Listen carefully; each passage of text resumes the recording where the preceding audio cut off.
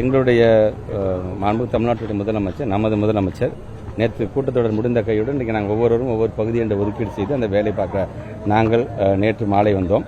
ஆனால் ஏற்கனவே ஒரு வாரத்திற்கு முன்பாகவே ஒவ்வொரு பகுதியை சார்ந்திருக்கோம். எங்களுடைய மாவட்டத்தை சார்ந்திருக்க பல்வேறு மாவட்டத்தை சார்ந்திருக்கின்றவர்களாம் தங்களுடைய பணிகளை ஏற்கனவே தொடங்கி இருக்கிறார்கள். முதலமைச்சர் மீது வைத்திருக்கின்ற நம்பிக்கையினுடைய வெளிப்பாடு தான் நாங்கள் சந்திக்கின்ற மக்கள் எங்களுக்கு தருகின்ற அந்த எழுச்சியான அந்த வரவேற்பு முகமலர்ச்சியை நாங்கள் பார்க்க முடிகின்றது.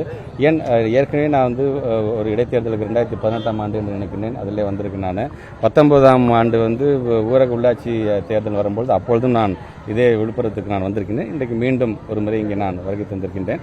கண்டிப்பாக என்னால் அதை உணர முடிகின்றது. அன்றைக்கு எதிர்க்கட்சியாக இருந்தபொழுது ஓட்டு கேட்க வரும்பொழுது எப்படிப்பட்ட ஒரு வரவேற்பு இருந்ததோ, இன்றைக்கு ஆளுங்கட்சியாகி ஏறத்தாழ ஒரு 3 வருடத்தில் நம்முடைய மக்கள் வைக்கின்ற அந்த கோரிக்கைகளாக இருந்தாலும் சரி, ஏன் பயனாளிகளாக பல திட்டங்களுக்கு அவர்கள் பெற்றிருக்கின்ற அந்த பயனாளி என்கிற அந்த பயனை பெற்றிருக்கின்றவர்களாக இருந்தாலும் சரி, இன்றைக்கு ஒரு நல்ல ஒரு வரவேற்பை அவர்கள் எங்களுக்கு வழங்கி கொண்டிருக்கின்றார்கள்.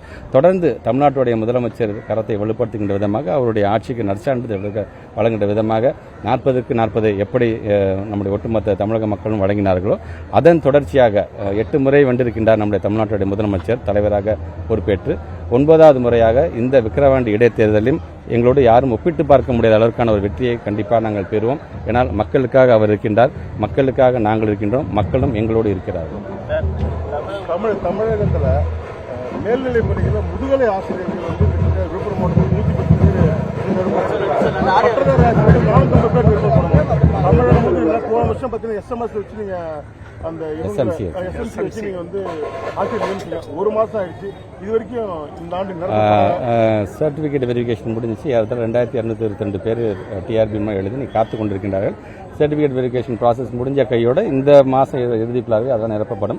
அது இல்லாமல் இப்போ டெப்ளாய்மெண்ட் ஏற்கனவே நம்ம ஆரம்பிச்சிருக்கோம். உங்களுக்கே தெரியும், டெப்ளாய்மெண்ட் மூலமாக இன்றைக்கு பல இடத்துல அந்த பணி நிரவலும் நடைபெற்றிருக்கின்றது.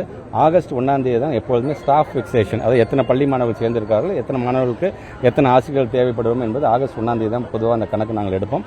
எடுக்கும்போது நீங்கள் சொல்வது மாதிரி ஒரு 110 பேர் இருக்கிறதாக நீங்கள் சொல்லியிருக்கீங்க. உடனடியாக அதை நிரப்புவதற்கு என்னென்ன செய்யும் கண்டிப்பாக நாங்கள் செய்வோம். கூடுதல் பள்ளி கட்டணம் ஏன்னா அதிகபட்சமாக இப்போ அரசு பள்ளிக்கெல்லாம் மாணவர் சேர்க்கை அதிகமாயிட்டு இருக்கு சார். கடந்த ஆண்டு இந்த ஆண்டு பல்வேறு திட்டங்கள் சார்பாக கூடுதல் பள்ளி கட்டணங்களுக்கு என்ன சார் நடவடிக்கை? ஏற்கனவே நான் சட்டமன்றத்தில் பேசுகிறேன். 7500 கோடி ரூபாய் பேராசிரியர் பள்ளி மேம்பாட்டு திட்டம் என்ற வகையில் நாம் ஒதுக்கீடு செய்து 5 வருடத்தில் ஏறத்தாழ 18,000 வகுப்பறைகளாக கட்ட வேண்டும் என்று சொல்லியிருக்கின்றோம்.